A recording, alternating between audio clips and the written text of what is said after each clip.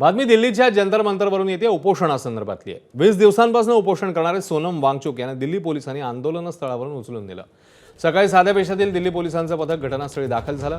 पांढऱ्या चादरीचं कड करत पोलिसांनी अत्यंत वेगाने वांगचुक यांना बाहेर काढून गाडीत बसवलं। नेमकं काय सुरू आहे याचा अंदाज यायला वेळ लागला, त्यामुळे घटनास्थळी मोठा तणाव निर्माण झाला। यानंतर वांगचुक यांना सफदरजंग रुग्णालयात दाखल करण्यात आले। इथे त्यांच्या अनेक चाचण्या करण्यात आल्या। त्यांना डिहायड्रेशन झालंय, पोटॅशियमची कमतरता आहे। तर वांगचुक यांची तब्येत खालावल्यानं हायकोर्टाने डॉक्टरांच्या सल्ल्यानुसार त्यांना रुग्णालयात शिफ्ट केल्याची स्पष्टीकरण जे आहे ते दिल्ली पोलिसांनी दिलं आहे। त्यामुळे सत्तेच्या केंद्रस्थानी सुरू असलेल्या आंदोलनस्थळी फिरकण्याची इच्छा सरकारमधल्या एकाही प्रतिनिधीला झाली नाही। त्यामुळे पोलिसांची ही कारवाई म्हणजे दडपशाही आहे असा आरोप सर्व स्तरातून होतो।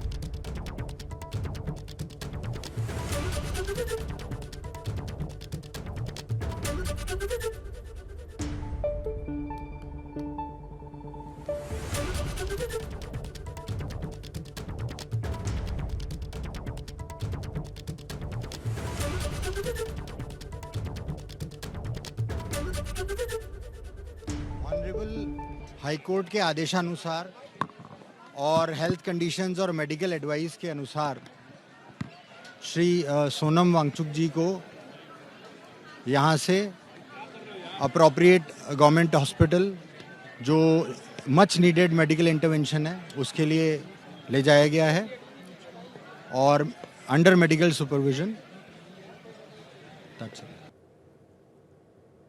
दिल्लीमध्ये सोनम वांगचुक यांच्या आंदोलनावर केंद्र सरकारने केवळ बघ्याची भूमिका घेतली अशी टीका शरद पवारांनी केली आहे। अंदाज असा होता की या फारसा दिवसात त्यांना असे करते आणि नेमकं तसं झालं। त्याची मागणी काय होती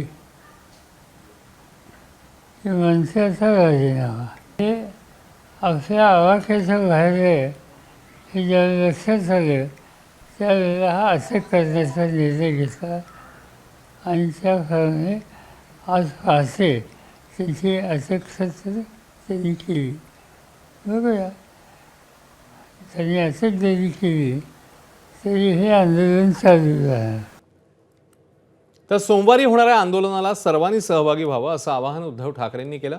शरद पवारांची राष्ट्रवादी देखील सोमवारी दिल्लीमध्ये होणाऱ्या आंदोलनात सहभागी होईल अशी माहिती अनिल देशमुखांनी दिली आहे।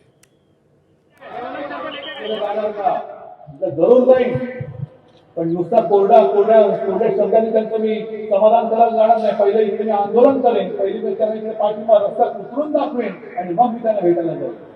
आज या चॅनलच्या माध्यमातून मी सर्व पक्षाच्या सर्व भाषिकांना आवाहन म्हणजे विनंती करतोय की हा जो लढा आहे, जसा हिंदुत्वाचा मंदिर चोराविरुद्ध ढोंगी हिंदू विरुद्ध आहे, तसा उद्याचा लढा आपल्या देशाच्या भविष्य असलेल्या युवकांसाठीचा लढा आहे।